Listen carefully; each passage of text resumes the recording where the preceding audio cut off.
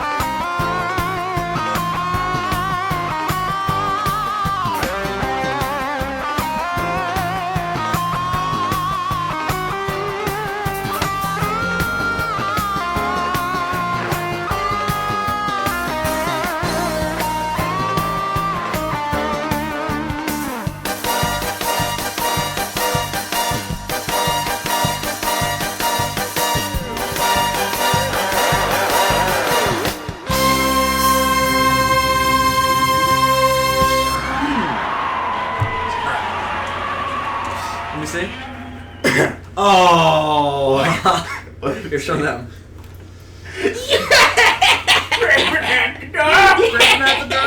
Hello everyone, I am Zazubaar and welcome to our first official video recorded at G-Fest XXII. Joining me today I have some of the usual guests and one unusual one. So joining me I have Adam Noyce, of course. Scraping at the door! He's scraping at the door. Dylan McCandless. So I pulled out my gun. He said at -0 degrees audio. And then of course I have Andres Perez, aka Kaiju Noir. Oh, hi, Mark. Oh, hi Mark. And then we bumped into somebody today who we happen to recognize from Toho Nation. Could you just introduce yourself to the good people? Hello everyone, this is Andrew Battaglia, aka Blue Eyes. Thank you to Andrew for being a special guest. He has a way better voice than I do for any of this shit. I'll tell you that right now. I disagree with that. We're all equally shitty, I think. We are. I think we're just all terrible human beings. Says the guy who Let us moderated the all panel agree today. that Exactly. let us all agree that we are terrible human beings. Oh, that's a fact. That's- I don't even dispute But what's more of a terrible human beings, us or spiders? Oh, that's a good point. That's something we can be proud of. right here. We're better than spiders. This That's guy was callbacks. Hashtag us Yeah. trying This to guy be over all here- I'm gonna put that. Callbacks. It's my next tattoo. I'm gonna get it put right here. I am better than a spider. That's a really good motivational thing. Just like every morning, you're gonna wake up and just look in the mirror and go, "I'm better than a It's spider." kind of sad that that's like your thing. Don't take this away from me, Dylan. That's the thing that gives you hope in life. Don't take this away from Yeah, me. you're better than a spider, You but if you consider look at it, yourself- spiders do more to the ecosystem by eating all these flies and keeping it balanced. Yeah, while so all you really, do is what pollute. and You shit. So contribute technically, nothing, while the spiders supposed are to an do it. important part of the food chain. I'm gonna go kill myself. Alright, so first official video recorded from G-Fest. This was supposed to be a commentary, Yeah. which we may or may not still do. We could still do it in New York. I'm not. I'm Oh gonna god, be out. by the time we get home, we're not gonna get home until like 2 o'clock in the morning. on All Monday. right. And then I have to Okay. get you guys out of the house by, what, you fly out at 11. What was it? Oh no, it's No, 1:50. 1:50. 1:15, you fly out before that. And I need to be on like the 12 o'clock ferry. And you need to be on the 12 o'clock ferry. So yeah, that works. So yeah, we're gonna be out of the house by like 9. So All this is right. not happening in New York. Crunch Yeah, the yeah. time. No, not really. Well, no, because we're gonna leave early. We're gonna leave at like 10, at like 11. No, 10. We're gonna leave at 10:30. We can talk about this another time when somebody who doesn't care won't be here. Yes, pretty much so. So let's talk about stuff Andrew cares about. Let's talk about the first day of G-Fest. Yeah. So let's start out with like just some of the first panels we went to. So we woke up this morning, we registered, we got our passes and everything. Yeah. We took a look around. Yeah, we did that last night. So we got in last night around 7 or 8 o'clock. And Yeah. we got it earlier than we did last year, thank God. Uh-huh. And we got here, we checked into the hotel, went to our room, we walked around a little bit. Yeah. We got dinner, all the basics, and went to bed around like 1 in the morning. Yeah. What were we watching? We were watching Demon Hunter Mitsurugi. and then we were watching Yokai Monsters Spook Warfare, which is not a that gave me nightmares, by the way. Like I legitimately had like terrible dreams that night. which is definitely not two things. Offensive in the modern context and extremely goofy and weird and terrifying. And then this morning we woke up to Kamen Rider. And then I woke up at like 6:30 and freaking Ultraman. Great. Or Ultraman Towards the Future. Wasn't it Ultraman? I thought it was called Ultraman Special. No. No, You're talking about the Australia one? Yeah. That's towards the future. Yeah, Oh, towards Yeah, the that's future. towards the I always future. thought, could've I always told thought you Great was the Australian one. It is. That's the Japanese name. I Oh. They're like, well, we got to give this guy a name. Call him Ultraman Great. I was like, what is this bullshit when I woke up in the morning? Because very little of what they've played so far. I felt the same way about the Kamen Rider that we were watching. What? Because Pretty bad. as I think we talked about last year, G-Fest does a in-house TV channel for all the TVs in the hotel, Yeah. which is freaking awesome. So all they play 24/7, or not 7 because it's not 7 days. All they play all day is tokusatsu stuff. 24-4. 24/4. All they play is tokusatsu stuff. So you got your Godzillas, your Gameras, your Daimajins, all this different stuff. All the tokusatsu shows. We watched an episode of Ultra Q last night, which was my first exposure to Ultra Q. Technically, me too. Yeah. Oh, you've never actually seen it? I've never seen an full episode. Oh, me okay. either. I've only never seen watched the full screenshots. episode. Technically, I feel like we still haven't because it wasn't subbed. So we didn't really Yeah. get... Like, I mean, not that it was that complex of a And story. I wasn't paying great attention. There was it was the episode where Gomez appears. I think it was actually called that. Gomez appears. And Litora, who were both Godzilla and Rodan. That's right. I actually enjoy that episode. I think it's a great episode to introduce me to, because it's not like really complex. It's just really simple. I really enjoy it as the first episode of Ultra Q. I've seen the first 10 episodes of Ultra Q. I enjoyed that series. It's not as good as Ultraman, but I still heavily enjoy it. And Kenji Sahara is awesome. Yeah, it's kind of like a full 2 hour monster fight movie condensed into a half hour or 20 minutes, I suppose. Which made me realize how much bullshit we sit through on a lot of Godzilla. Yeah, especially the really bad ones. Right, yeah. Like this was just super simple. Monster wakes up, starts tearing shit apart, and then another monster wakes up to stop it. Do they kill each other? They kill each other. They kill each other, and then that's it. It's really brutally simple, and I enjoyed it for that. Well, because sometimes movies feel like they have to pad out the runtime, Yeah, exactly. which is not an issue when you're doing a half. No, not at all. Not at all. And it Yeah. didn't feel oversimplified in any way. It was just like, this is a simple situation. That's like we were watching Daimajin earlier. Coke bottle glasses.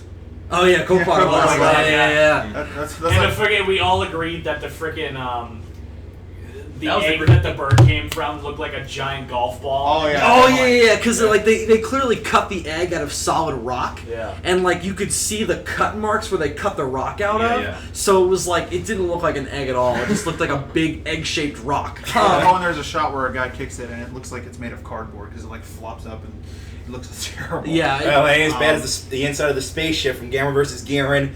When I was watching that with my friends, one of my friends pointed out, "Wait, is that made out of cardboard?" And I look at it, I went, "Oh my god, it is!" You know what it reminded me of? It reminded me of all the what's it called? That machine from the Silent Earth, the Interocitor. Yeah, it's the Interocitor. Not the one in the movie, the one that the MST3K guys Yeah, made yeah. for their set. Like Yeah. it looks like an MST3K set. Like it's like all rainbowy and very simple kind of lines and everything.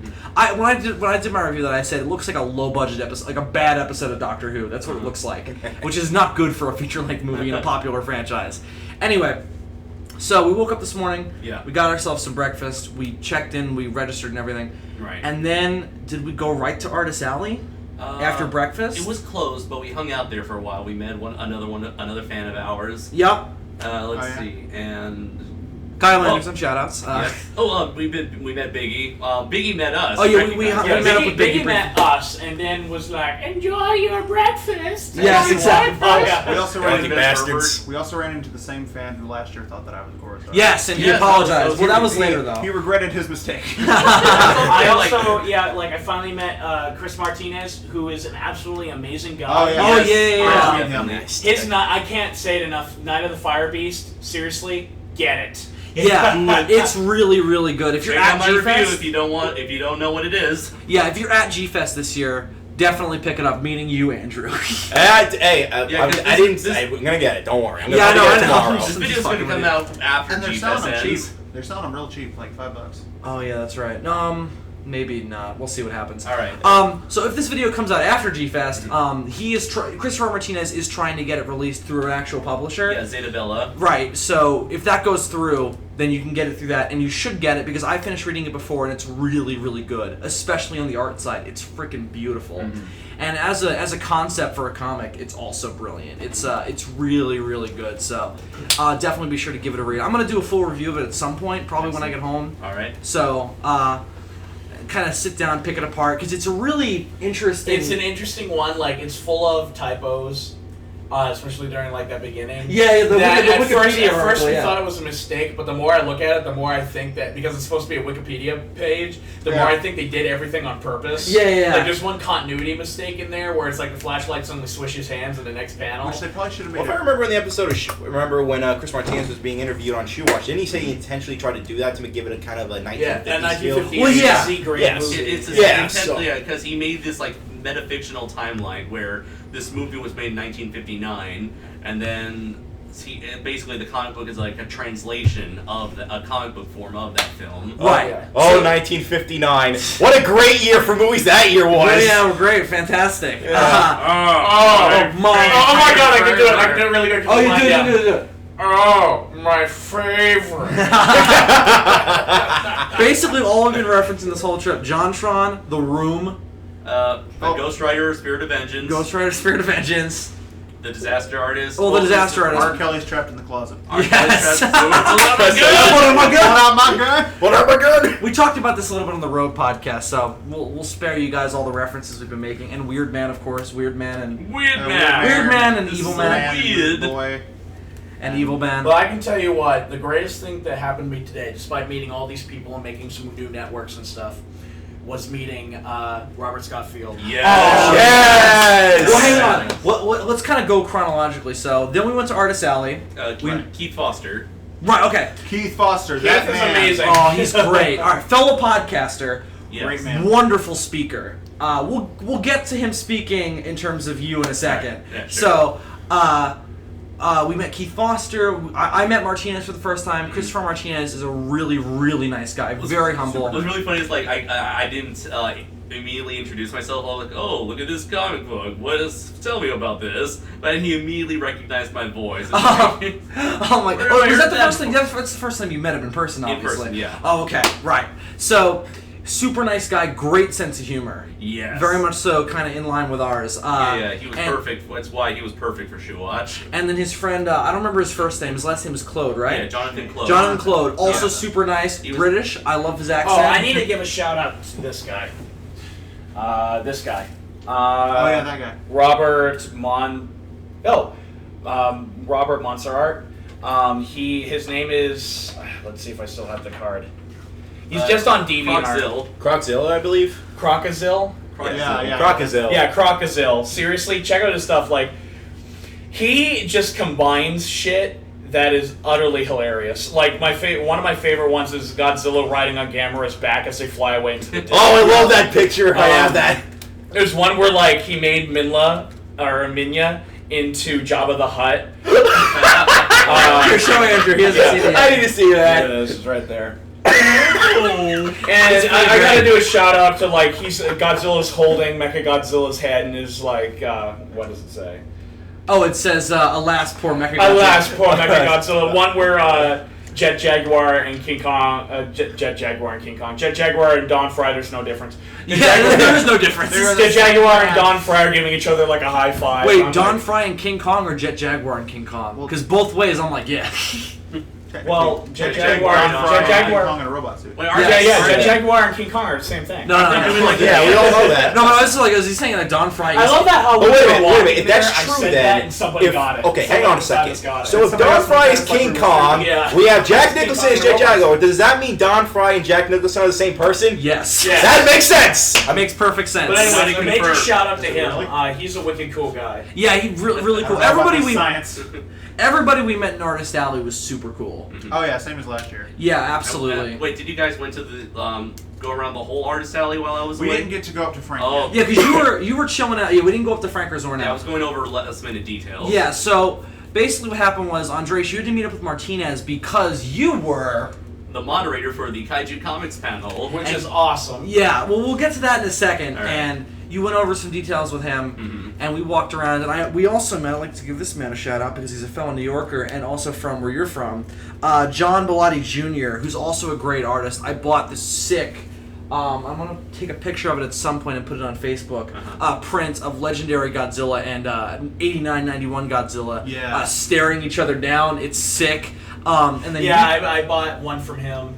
I was going to buy the one of GMK that Dylan wound up buying. I wound up buying this epic poster he made for Godzilla vs. Hedorah because I was like, how can I go away knowing that was there saying, Adam, buy me! And I bought GMK. I mean, that's my first Godzilla film. It would mean so much to me to have that hanging up in my room framed. Of course, I'd have to get it. Yeah, he had a lot of really cool posters for the Godzilla movies. There was one for Mothra vs. Godzilla. There was one for what else was there? There was the fucking I don't remember. The fucking fuck. I don't remember. Who's he McFucking? Yeah, exactly. It's a who's he McFucking. Really nice guy. Again, great sense of humor. That's the big takeaway I had today. This is what happens when we get back to the room because we have to try and not say fuck around the kiddies downstairs. Yeah, exactly. We just unleash all of our bile. Thank God. I want to talk about vaginas. Thank God these walls are soundproof because there are some. I hope they allegedly. There are some heinous things said in this room at night. Allegedly. Oh shit! If I would have known that I would have been recording my Jaws ripoffs. Yeah, absolutely. Damn it. You know, we've been screaming in this room day and night. Nobody's complained. We haven't heard anything from the other room, so I'm assuming they're soundproof, unless they're just all really quiet. But we're passing. They're dead in there. Either that or they're playing. That's what I'm smelling. Oh, I thought it was Andres. I thought it was pizza. Yeah. I thought it was Andres' pizza. Oh. Actually, or better yet, they're probably maybe hiding, maybe making a fake stench, and right now they're waiting for us to come outside so they can kill us. So they can scrape on the door.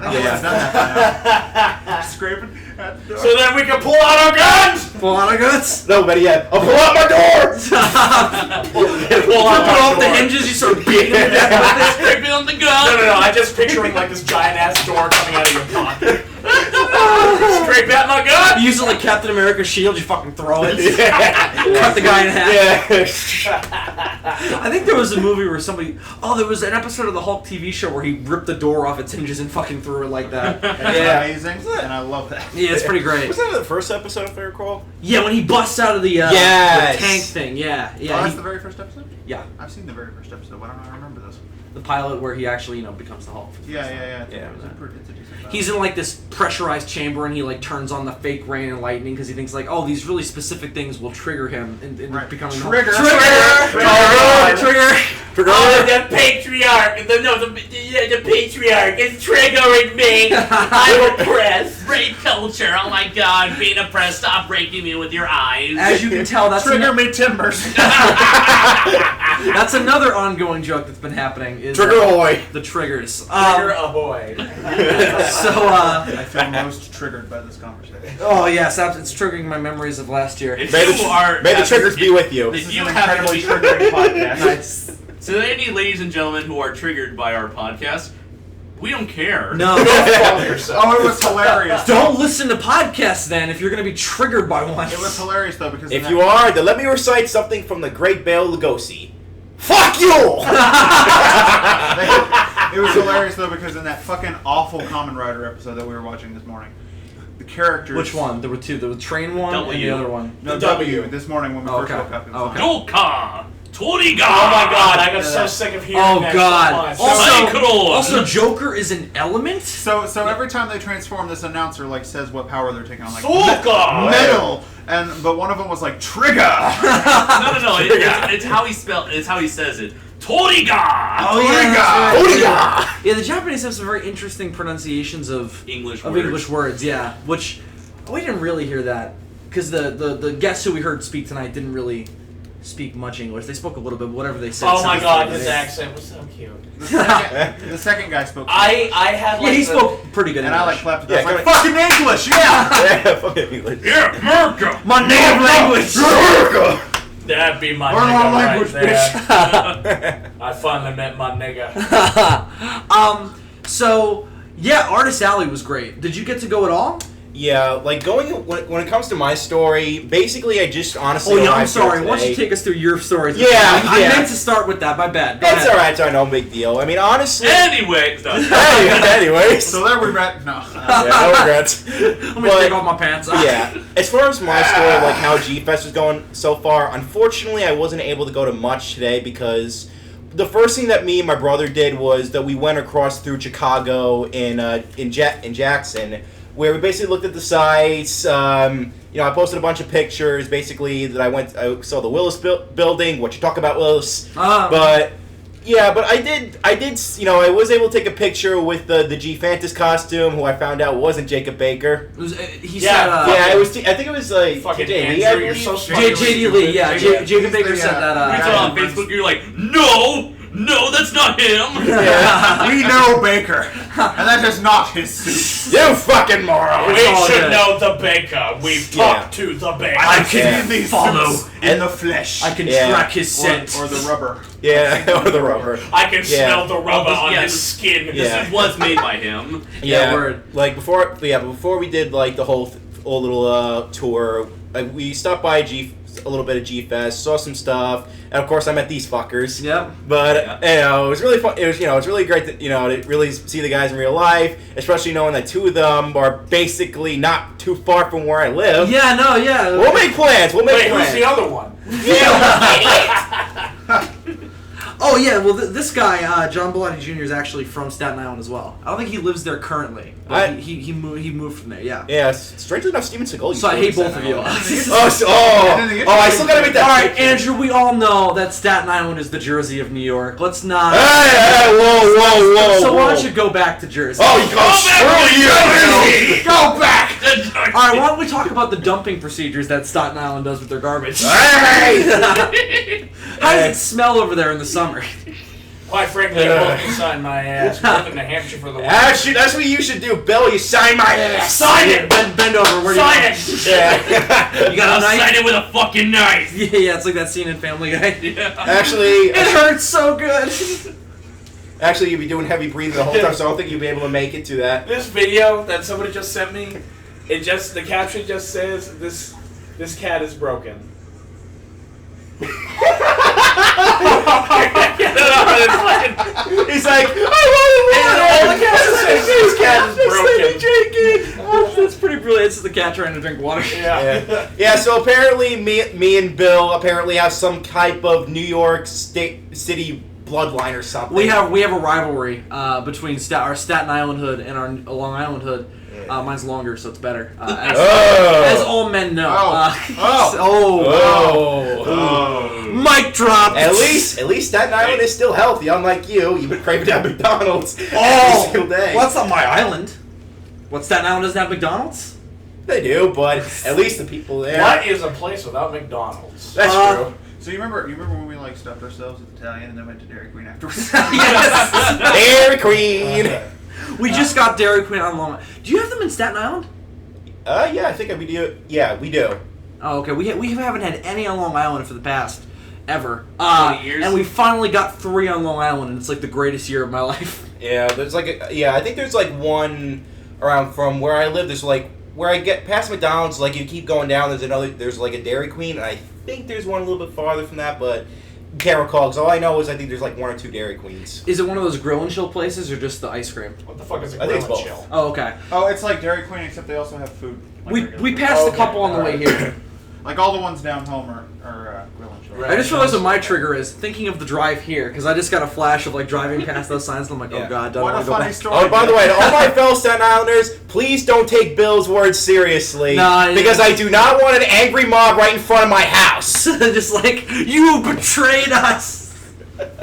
You were in the same. Oh no, I have to do the I will accent. fall You back were in in the the same room as him. You didn't cut him. Staten Island has a little bit of a different accent from Long Island. Yeah. Little bit different. Anyways. But anyway, so let's Go on, Bill. all right. So you get to G-Fest, you meet us. Yeah. And what else did you get to do aside from meet us? Well, or was that your highlight? Well, that was really. Of course that it really. was. No, it wasn't the highlights. But basically, like this day was pretty much I guess you could say a setup day because we took we toured around Chicago. We saw some really cool sights, and most likely I'm gonna probably get the full-fledged experience tomorrow Right. Yeah. with these fuckers. Yeah, they've got more stuff going on tomorrow. Now, Anyway. I just want to know. Yeah. Were you able to track down Doug Walker, and if so, did you kick him in the nuts for pop quiz? I was thinking of doing that, but unfortunately, I was thinking. Oh my god, there he is! You fucker! Wait, really? No. Oh. Adam, stick your ass out the window and take a shit on me. You had this guy. No.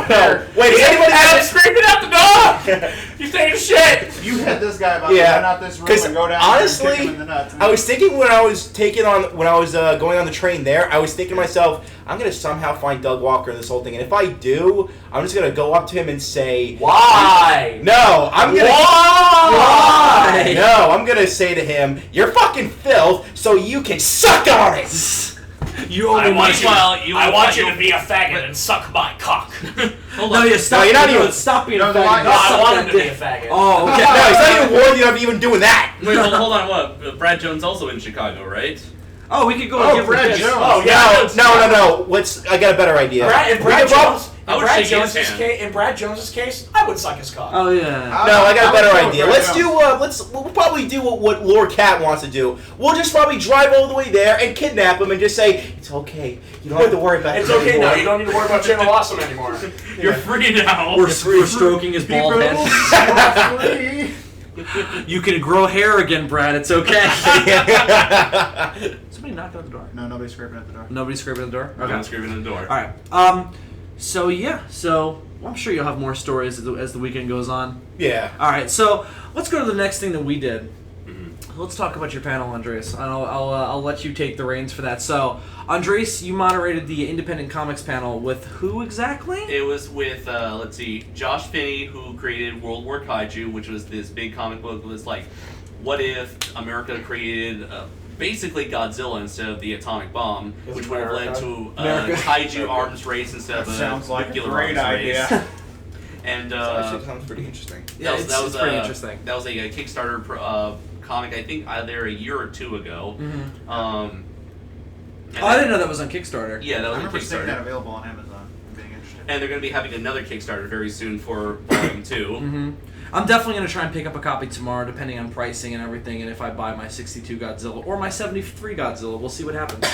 And then let's Or my Showa Anguirus. Yeah, or by Showa Anguirus. We had Keith Foster, who created, what was it, Karuda? No, it's called Kadoja. Kadoja, sorry. This is the second time. You fucked it up on the panel, too. I fucked up on the panel, yeah. It's just that, like, this is the comic I'm least familiar with. Yeah, you just started reading it today. I remember he said something about it last year because he moderated that. Yeah, he said that he was that we went to. Wait a minute, Andres. You said the name wrong? Yeah, I said Dorugan. Damn, maybe it wasn't a good thing that I wasn't there. No, it's okay. It's alright. He was. I apologized to him after the panel That's ended, Kadoja. but he was really cool with it. No, yeah. You did great, number one. Thank And you. because you were super nervous, and you had it's a pretty intimidating thing, Yeah. because you're in the same position as fucking Robert Scott Field and JD Yeah. Lee, so Yeah. it's a little bit intimidating, but Except with a cool ass theme song. yeah, exactly. You didn't have that, Andres. No, You didn't I have a didn't. cool last name. No. Yeah, Walking I was down 110th you Street. could have had Keith Foster do you a badass theme song. No, we The could dude has have, a band. The dude is amazing. or we could have done like an acapella one from the audience and just gone just like.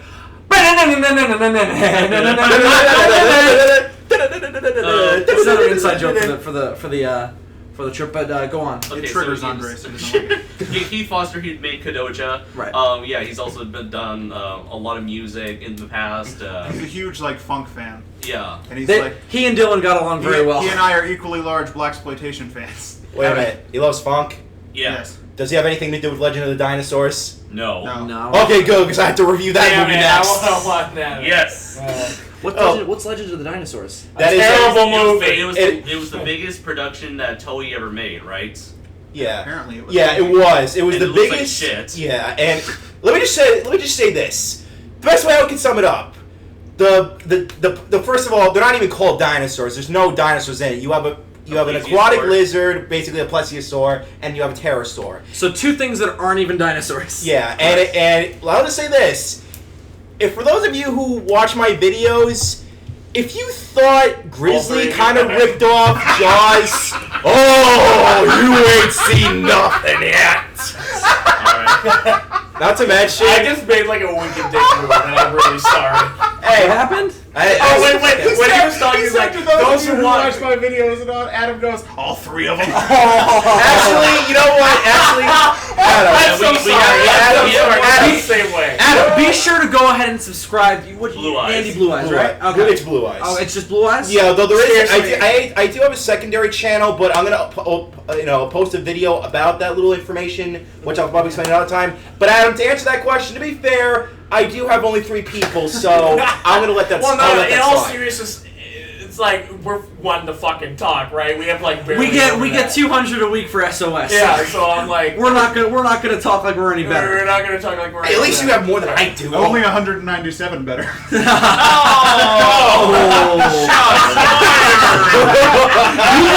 You look genuinely hurt for a second by that. You just looked like, oh my god, they're fucking right. Oh my god! No, Math! I thought you were gonna just like run out the window and like a little Andrew Blythe's freaking hole was gonna be in the window. yeah. Like, And the police were gonna be in here and we're like, oh, he just ran out the window for no reason. yeah. Okay, anyways, Oh god, damn. Josh Finney, Keith Foster, James Biggie, Robot God Akamatsu. We've had him twice on Shoe Watch. Eventually on SOS interview. We were supposed to Eventually. interview him months ago, followed Yeah. by Billy DeBoza. None of these interviews have happened. It will happen And Quash. Get your first on that. at some point. Jesus Christ. We had let's see, what was it? Jeff Zornow. He was our special guest, but he did work on an independent comic very early on in his career while he was still in art school, which was Dimension Fighter, which was his like a more violent version of Ultraman. Which he's relaunching. Yes, Dimension Fighter X. Now that it's been 20 years since that book. Really? Yeah, I was actually shocked when I heard it was 20 years. Yeah. Here, Andres, can you do me a favor? Can you What? sit in this chair right up here? Only because your audio, I can tell, is not nearly as high as the rest of ours. All right. So, just sit right there, so that way it's a little bit more equal to the rest of us. Okay. And do a spin like out of an evil villain, like goes like you turn, you hold the kitty cat right in your hand, you're going. It's funny you should say that. Yeah, Okay. yeah. and, That's what you did in the prologue in the War of the Monsters playthrough we did. and let's see. The last thing we did was the last 2 people were Jonathan Claude and Christopher Martinez. Woo, Christopher Martinez! Who worked on Fire Beast, Night of the Fire Beast, which is, as we mentioned before, it's a really great book. As soon as it finds a publisher and it finds distribution, so definitely go out and get it.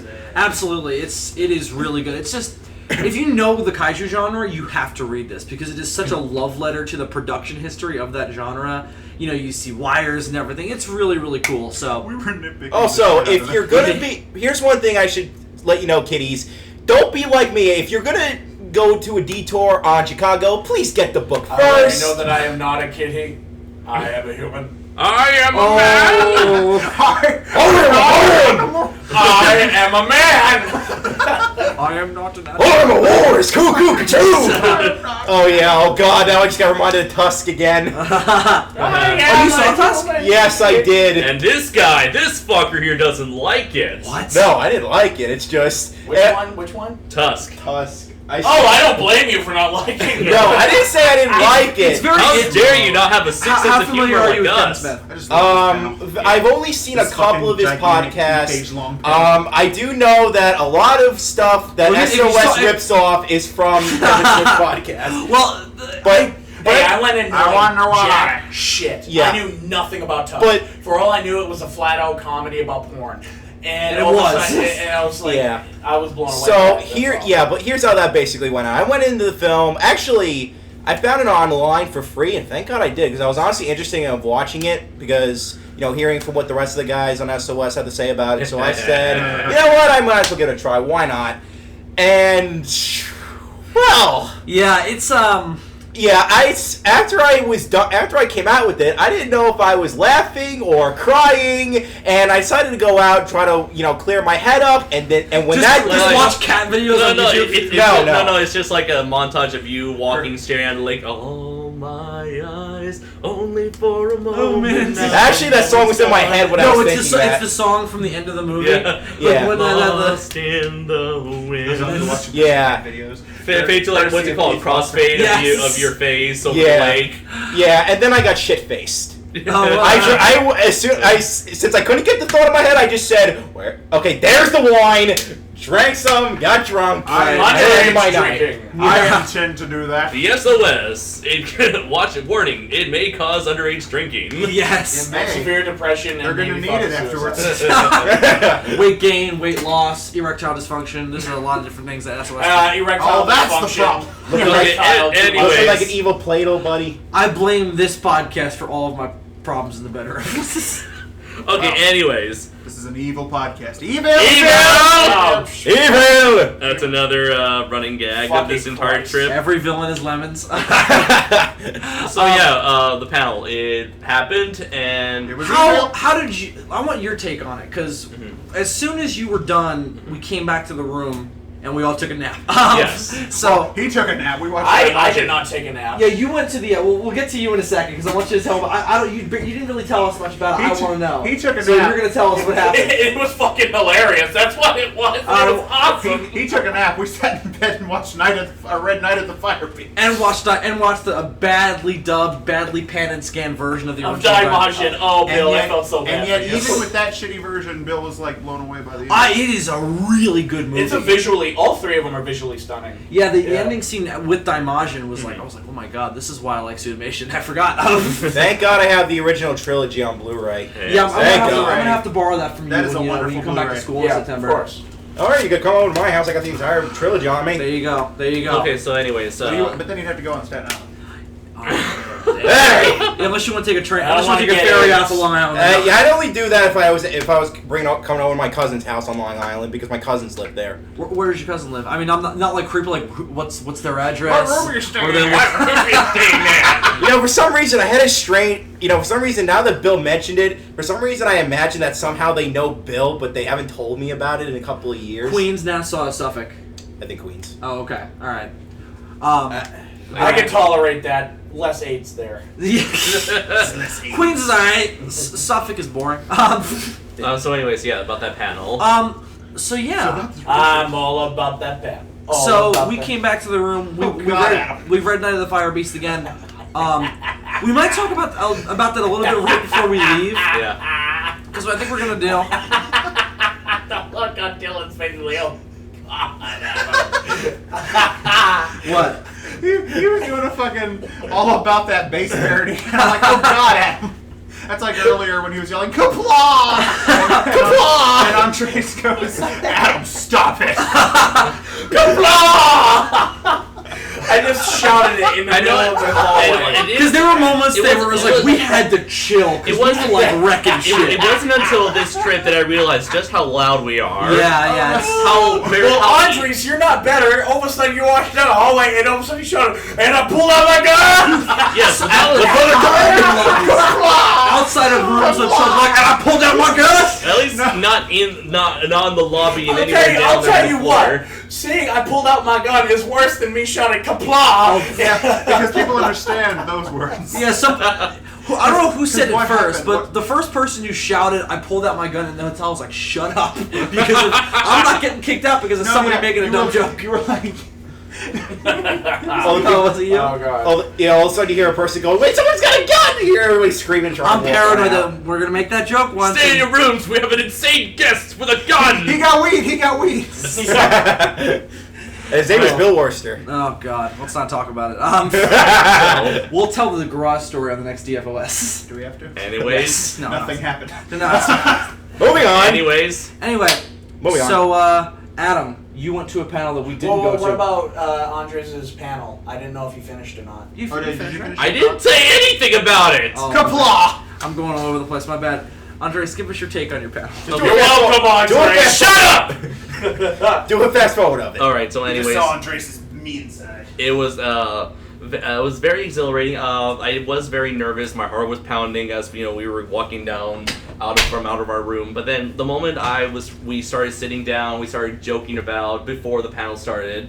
And even we were kind of making fun of how like Jeff and Josh, they weren't even there, so we were like, "What's going on here?" It was a very chill environment up there on the stage on that table with those people, because again, these are people that I feel like I could relate to. These are people we have collaborated with before in the past. And so I just wish that I would have sat next to people I was more familiar with, as opposed to Josh Finney, who I just met that very moment. Yeah. It was they put you on the side with the people you knew the least, and they put the people who you knew the most on the opposite side of the table. Yeah. It was really bizarre. I wish that we would have had more tables to begin with. Obviously, the panel itself was not prepared for us. It was a little unprofessional, where it's not like they gave us half an hour to get ready and get set up. No, it's like as soon as one panel ends, everyone else who's participating in the next panel has to like get ready themselves. Yeah, absolutely. Like even the microphones, they were turned off, so we're like, how do you work this thing? Right, exactly. I noticed the microphones themselves had dents in them, so I was like, who's been handling these things? The Hulk. Or Robert Scott Field just lightly grabbing it. Or maybe the guys from Channel Awesome, they don't know how to work a microphone. No, they don't know how to work a microphone either. Yeah, for example, Brad Jones is holding a fucking shotgun mic. Anyways, yeah, Andres, you have a better microphone than what they used on Pop Quiz. Yeah, that would make more sense. And it's cheaper. I got this for on sale for $65. That's really good for that mic. Even though normally it's like $120. Yeah, and I had to pay $100 for mine. Mm-hmm. Yeah. So anyways, I didn't pay shit for mine. Anyways, it's a shitty headset. He stole it off. Anyways. Overall, it was a great experience. I'm really excited to. I was really happy and proud to have been a part of that. A part of that panel, to actually be a part of G-Fest, to directly be involved in such a large big organized convention that's dedicated to the thing that I've loved, the thing that's brought all of us together, the thing that's been a major part of my life. We will never know that feeling. No, never. I'm just hoping that this could possibly maybe lead to bigger, better things as time goes by. It was just cool to see you up there, my buddy, my beautiful Mexican child. I had to hold back tears. I was watching him up there. He was grown up. Oh my god, I was so sad. Yeah, after the divorce with David, it was really touching to see him rise from the ashes, like the phoenix. So yeah. What was it? Was there anything else I wanted to say? I guess it really hit me like when I was taking a picture of everyone like right there. They were smiling for the camera, except for Zorna. I guess he wasn't paying attention. I don't care. I don't blame him. Who am I to him? Obviously, honestly. But it was that moment where it's like, wow, I'm really like a part of this thing now. Yeah. And it's definitely be the biggest highlight of this convention for me. It was really cool to see you up there. And panel, well, I thought it was really entertaining. I came out of it the same way I always feel when I walk out of something like that. Mm-hmm. It makes me want to go up and create something. And then when I get upstairs, I lay down and I'm like, I just want to go to sleep. Yeah, that's why it was like, these panels inspire me to go back home and do things. I was like, yeah, and then you go home and you sit down. Yeah, and then everything just stops. Now, Well, I actually try to do my stuff, but in the end, it always turns out so shitty. I always in the end, it doesn't even matter because you tried so hard and got so far. Because in the end, you might as well play that song every single time I try to do one of my projects. What a bloody legend! Except for what a bloody legend. By the way, I was first introduced to that song, Linkin Park's "In the End," through a Zilla the cartoon show. No, mine was a music video. Yeah. It was. You guys remember the episode where? Zilla Jr. fights those scorpions, the government experimented scorpions. It's been a while. I think I remember that episode. Michael Chiklis voiced the general guy who was running the experiment. Yeah, the Thing, right? Yeah, he played the Thing in the previous Fantastic Four. Yeah, I can't believe those movies are considered old now. I saw both of them in theaters. I remember that vividly.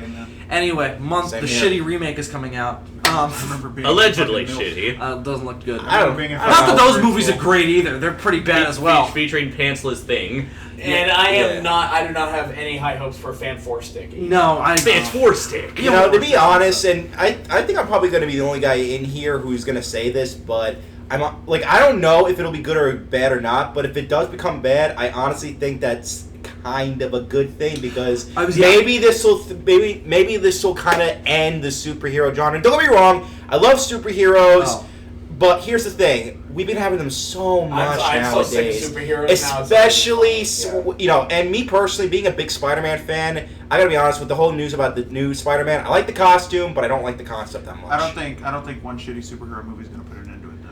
No, it's going to be a couple more years. We've already had that several times. It may be, but usually when I was watching a video from the Black Nerd, he was saying how this movie could How be that specific? movie that kind of drops everything else. Everybody's too afraid that people aren't gonna like superhero movies anymore, so they try to play it safe. When in the end, it actually making it worse. I don't think it's going to be well known enough to cause that effect, though. I think it's going to have to be one of the bigger DC or Marvel Studios movies that's going to cause it. Could be as bad as it was. That's true, but I'm just so personally sick of superhero movies coming out every fucking month. I'm just sick of it. I'm sick of the mediocre ones. And I'm not saying they're bad. It's just me. I feel bored. Yeah, no, definitely. I want something different. Yeah, because me personally, that's what happens with all crazy. Oh, absolutely. I'm like, even Godzilla. Yeah. I'm like, especially the you show. can only have films so and how far much they- before it starts getting Well, boring. before it starts, like, okay, I know it's gonna happen. Exactly. A superhero movie needs to come along because first it was The Dark Knight, and everything after that copied that. And Then Iron it was Man. Iron Man as well. Then it was the Avengers. Now everything's copying that. So something needs to come along that shakes things up. Maybe this will be that movie. Who knows? I fucking doubt it because everything I've heard makes it sound like a train wreck. What you're doing with yeah. Dr. Doom? Oh, I mean, no. I've also heard the director is a complete What prick, they're and doing everybody with on the set hated him. So, Ah, so who knows? Apparently, he's never gonna work in Hollywood again. Like that's how bad the experience Oh was. wait, the Chronicle guy. Oh, Yeah. that kind of sucks. I like Chronicle. I you know, did He too. seemed like a very up and coming person. It was like, hey, yeah, but like, apparently like, he's a massive prick. I guess like. So basically, he's Franz from Godzilla 0 Hour. Ooh. You know, We're at G-Fest too, so Yeah. hollow ground. Yeah, hollow ground. I wonder if we'll find anybody who's like who knew Franz or who was aware of this person. There's probably a couple people here Yeah. who knew him. Anyway, so I don't know how we got on Fan Four Okay, Stick. so after the panel, we were here. Adam, he went somewhere. All right, Adam, tell us about your panel experience. My panel experience. Yeah, well, The acapella one? yeah. Okay, so these guys, I know this sounds weird, but I do love singing. I was in several choirs. Apparently I can't sing, I guess. And so, here's the thing. I went down as a joke. Because I was bored because these fuckers were sitting in here doing nothing, and I wanted to do something really bad. So I decided, they were like, there's an acapella it was an Akira Ifukube acapella thing. Yeah. And I was like, what? And they were like, yeah, it's going on like right now. And so I gathered up my nuts and went down a They little. were everywhere. They were everywhere. They're everywhere. Scattered all over the room. There's nuts everywhere. D's. And anyways, I gathered up my nuts and I went down there. And I went down there expecting it to be like a choir already there, and it was just going to be that. No. It was awesome. Because what happened was it was audience participation. They actually taught the audience to, and it was the SY3 theme, basically the Destroy All Monsters opening credit music that we had to learn. Oh, okay. And so we were split up into three groups. One group was to do the of the drums. Oh, Another okay. one was to do the melody, and the other one I was in the tenor group. And it sounded awful, but it was hilarious because we were actually learning how to do the Destroy All Monsters. That's awesome. Yeah. See, I And know it was so enjoyable. Because we were all just geeking out, and as soon as we got that, we all agreed, let's do the Mothra song now, and we started doing that. It was a lot of fun. It was so hysterical, and as soon as we got done the opening credits, all of a sudden the guy behind me said, "The year is 1999," and started doing the monologue. I was like, I am in heaven here. And then after that, I just walked around. I met up with a fan of ours. It was a really sweet guy, and we just kind of walked around and shot the shit for a while. We went to the Dojo room, which is like a set. That's where they filmed the Death Game. Yeah, that's where Baker. That's where we met Baker last year. Yeah. Oh shit! I forgot I and- went there. Yeah, I went. Yeah, I went. You were with him, right? No. Sorry, We okay. met in another panel where they were showing deleted scenes from some of the monster films. Oh, okay. Yeah, but I did go to the dojo where Billy DeBose was actually explaining things to the audience and how they made the suits and how it works. And I decided to sit down, because I have a couple of my own personal kaiju projects, which I hope to do in the near future. So it was nice to get some nice tips from guys who's actually worked in the suits and some of the hilarities that they said they had to go through. But yeah, we just walked around. I got to talk with Chris Elcherson a little bit, and a lot of you know my opinion of him. But it was still nice to talk. I asked him questions about how he built the suit, and I told him how to be honest, a little bit jealous I was because I was like, I do not have the talent to do this. Right. Man certainly has talent. You can't deny that. No, I can't, and I will not. I will give him credit. Well, He has a wicked talent. Like I He said uses earlier, it. he We may be a watched- prick, but he is a talented prick. We watched the last 15 minutes of Battle Royale on TV earlier, and Yeah. that Biollante puppet is really good. Yeah. Him and I just walked around and we just talked and talked. And it was nice meeting a fan and just talking to a fan. It was just really nice to have somebody come up to you and be like, "Oh my God, you're Adam Noyce," and I was like, "Yes, I am." No, I was like, "Yeah." What the fuck is it to you? It's like, yeah, so what about noise? What's your beef, bitch? Wanna fight about That it? was really nice. Fight That about was it, really fight nice. about And so then, we came back up, and when we went down, we were introduced to the guests. Everyone was introduced to the guests. Oh yeah, we went to the opening ceremonies at 6. Yeah, the opening ceremonies at 6. In which can we talk about Robert Scott Field now? Yeah, well, let's talk. Yeah. Yeah. So let's talk about Robert Scott Field, then we'll talk about the major thing. Yeah. So Yeah.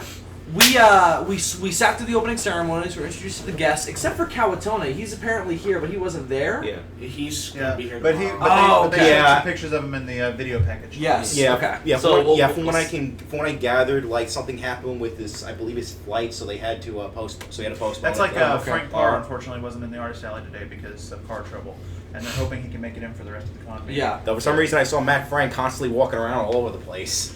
Yeah, He was just like all of a sudden he was like walking around with a box in his hand, like, He dude, what gets are so you doing? tired. He mentioned this last year. He gets so tired of doing autographs constantly. He's always finding excuses to walk away from the table. Like Oh, yeah, taking that's right, bathroom yeah. breaks and shit. Yeah. Yeah. Turns out I was in an elevator with him. Real? Oh, Oh, yeah? wow, you had your own elevator cameo experience. Yeah, I did. We haven't had that yet. We haven't had that this year. Except We're Alice was an attractive Japanese woman. Yes. Which So ours David was is better. Yeah, so which David is probably screaming off the top of his head right now because you said that. No, He's gonna doing be- that anyway because everybody's giving him shit for the fact that he's not here. He's Yeah. gonna go, ooh! David's not even Because that's what he does. Ooh! Oh, you dirty motherfucker! Yes. That was pretty good. Yeah, your impression yes. of him is spot on. So yeah, we sat through the Yeah. opening ceremonies. We saw. So let's see. There was the special effects director from Megaguirus against Mechagodzilla and Tokyo SOS. Mhm. Which I'll say again, fuck Mechaguirus. I hate that movie Yeah. with a burning passion. Oh well. Then there was the composer who wasn't there, but he's a special guest here for this year. The composer of GMK and the Gamera trilogy. Then there was the actor who played the protagonist of Against And Tokyo Mechagodzilla. SOS, who I had Oh, like, Tokyo He was SOS. Chujo in Tokyo Yeah, SOS. he was, and I had like a major and- crush And on he was him the Red for, like, Ranger ever. in And he so was- yeah. He was the Red Gal Ranger. Gal Ranger. Yeah. See, I love the look on his face. Yeah, they showed the morphing sequence. He was like, "Oh no!" Oh no! And I was It's like, like- and I yelled. I was like, "You're never too old for Power Rangers." Which, And he for looked the- so happy when they were playing that dramatic scene from. Yeah. Yeah. He was like, "Oh yeah, this is a good choice." And then they cut to the morphing. They got the fucking sequence. morphing Oh, scene. fuck. He was like, "Oh hell!" Go, cell phone Rangers! Yeah. But yeah, that was nice. Yeah, for those of you who don't know, Gal Ranger Oh. eventually was Americanized into Power Rangers Wild Force, which you is know, the the last special Power Ranger effects guy, series I forgot of my his name. childhood. Because you know, once you play The- something the in a special Sentai, you effects cannot guy? escape Hang that on, shit. let's get these people's names right. Where's my The goddamn special program? effects guy started crying. Yeah, Oh. when they showed. Oh, they did like an in memoriam thing of like, Yeah, they- people who have died, which was funny. Oh, because- where the one for They would for Kaiju. memoriam for when they died, I know- which is funny. No, what happened was when they pulled up the I know picture. the actor who played Chujo was last name was Kaneko. I know Yeah, that. it is Kaneko. Yeah. When they pulled up the image of Which makes me wonder Anna if Nakagawa, Yes. there was a guy sitting right in front of me, and his head was blocking Anna Nakagawa's face. So all I saw was a picture of Robert Scott Field, Oh. and I was like, "Wait, Hold on. that man is alive." All right, He's right there. I see him. All right, so just so we have all the Names. all the people's names right. So the guest of honor was Masaki Tezuka. He's the special effects director of Right. Yeah. of Godzilla vs. Megaguirus, Tokyo against SOS, Mechagodzilla, Tokyo and- SOS. Makes me wish I brought my Blu-rays Godzilla of against them. Mechagodzilla. Oh no, he directed, not the special effects. He no, yeah, he directed directed. Sorry. Megaguirus Oh, against okay. Mechagodzilla and Tokyo SOS. Which is very interesting considering how all three of them kind of have a very similar, not vibe, but kind of... They have a very just- militaristic. Yes, exactly. They That's have a exactly very it. militaristic vibe with a female protagonist. So yeah, same tone, same music. Yeah. Yeah. Oh yeah, I never noticed. Yeah, his movies have a very similar flavor. Yeah. Yeah. Though he Aesthetic. Yeah. Though I'll say it again, he did not start out well though with Godzilla. No. I don't think that was his fault though. I think that script is nonsense too. It is. There's so much potential with that, but they just Yeah. chose not to do anything. with it. It's shot fine. It looks fine. It's just a mess. It's just not fine. Yeah. No, it's just It's not fine. Yeah, like there are worse Godzilla movies, but Metal Gear is There not are good. worse Godzilla. yeah, Revenge is a good example. I would argue that Space Godzilla. Although I'd rather watch Revenge Space than Godzilla. Megaguirus. Yeah. Okay, I'm gonna be the elephant in the room. Who's gonna say that? I still like Space Godzilla. I don't care what anybody Get says. out. Oh, God. Yeah, Get out right This now. fucking- Get out of the room, elephant. You can just That movie! He Get out of refuses go- to accept it as part of the Heisei series. Okay. go. You. That's fine. I mean, I'm Go- gonna be honest. I don't consider it non-canon either. But here's the thing: I still enjoy it as its own thing. Yeah, it's not. It's Yeah, not. sure. And besides that, if I can get away with that and him getting away with Gappa, then I do not deserve Yeah, shit. he hates Gappa for some reason. Fuck that movie! Seriously! Is there anything? Piece of shit! Is there anything in Gappa that looks as bad as the Mogura space scene? The Mogura spacesuit? in Space Godzilla. Yeah, well, there is a couple double projection scenes that are really fucking bad. When the baby's in the cage and they're looking at it, and it looks Oh, like no. And it looks like a One where, creepy they looking pop up Muppet. over a mountain, you can clearly see through them, and I'm like, oh, God. I Okay, watched, so- I watched Torko Oh god, recently. Yeah. I hate to And see that this. movie holds I up can't really watch well. another. The Why? blue screen lines are Yeah. really bad. So Okay, he, names. hang on. So he was also the assistant director of Mechagodzilla 2. Okay. Oh, okay. And which is probably why they have as similar origins for Mechagodzilla as they do. Obviously not the same, but they're very similar. And he was an understudy of Koichi Kawakita, special effects wise. He was the special effects B unit supervisor for GMK, and apparently he's going to receive the Mangled Skyscraper Award for his contributions to the Kaiju genre. Didn't they give that to Kawakita last year? I believe they did. So then we also have Noboru Kaneko. Kaneko? Yeah. I don't know. If Oh, okay. Kaneko. Noboru Kaneko. Are they related? I wonder if he's No. related. No, to they're Jason. not. It would have been so cool though. Oh yeah, they look kind of. No, they don't. No, No, they don't. They both look Asian. I bought from Joyce. So he's best known, of course, for again playing the Red Ranger on Gal Ranger, and also for playing Chujo in Tokyo SOS. And that's I think all that's listed here. He's also got a whole bunch of other television, Obviously, there's work. Kawatoni. and then of course this Kawatone, who was the composer for. Cowco, whatever. And of course, let's not forget Happy Birthday Gamera. Happy Birthday, Gamera. of course, the two American guests. And of course, I was going to get to them. Robert Scott Field, of course, who we'll talk about in a minute. Yeah. And August Ragone, who, of course, is a popular kaiju critic, historian, Yeah. author. Author of Yeah. that fantastic book that I illegally downloaded, which made me E.G. feel a little Tsuburaya, guilty. Master of Monsters. yeah. I want to be that guy. I have the book. I have the book. Oh, do you really? Yeah, I actually got it from my cousin as a gift. Nice. It's a good book. Very Author, good book. critic, hater of Pacific. No, I Rim. have to admit, I I don't like think he David hates Pallett's it, writing really. style better. Well, David Callett is just the best. Oh, God, I wish he would come to G-Fest one year. Yeah. Oh, my God, I would, like, So that you can I would get have all sex the with that man. Oh God. Anyway, so... Robert Scott Field was awesome. Let's talk about Robert Scott Field. Yes, we got to talk to him. So yeah, We Bill. got to talk with an actor who Bill appeared and in the Andres are Godzilla talking movie. to this guy, and Dylan taps me on the shoulder. He's like, "We should go up and see." And Scott Field. I- and I don't I'm know, for some staring. reason, my balls remained where they're supposed to be. But I was like, "Yeah, let's go. Let's go." I was staring at this man, and I was kind of hesitant. And Adam's like, Thank God you guys did that without talking to me, because I'm like, no, it's not. Because I felt... Adam was like, this is good. Why not? Like, I said, "Why not?" He's just talking with No, other absolutely. people. For a second, I was hesitant. I'm not gonna lie. But then I was like, this is stupid. It's not like he has a fucking scary posse like It's Don not like Fry he's had. an actual fucking android. It's not like last year when Don Fry was surrounded by fucking bodyguards and scary people. Yeah. So It's not like he's like Doug Walker. So I go up to the guy, and I'm like, excuse me, I just have to shake him 11's hand. And I'll tell you, everybody, that bionic grip is something. What a nice guy. Oh my Extremely- God. Very Very nice guy. extremely humble. Super fun to talk And to. I just want to say that all those jokes that we made about not being able to understand him because of how terrible his voice is back. Oh yeah, absolutely. He was clearly The sick voice or something is like back. that. Did you say something like, "Oh, I'm glad to see you got your voice back"? No, I didn't say anything like that to him. What was funny was he was late to the panel, and at first they were going to have this other guy be the translator, and then and before he came back in, Andres was like, "Oh no, last year we missed his voice, and this year we missed him. I was like, Andres, you should be ashamed. And all of a sudden he comes bolting in, and you can hear the final countdown theme song playing. Yes. Just like the final. Yes. So he zipped up the aisle and got up on stage. Did the M11 run? It was very funny. No, it was great. Someone should make a Michael Jackson music video with his running scene. Yes.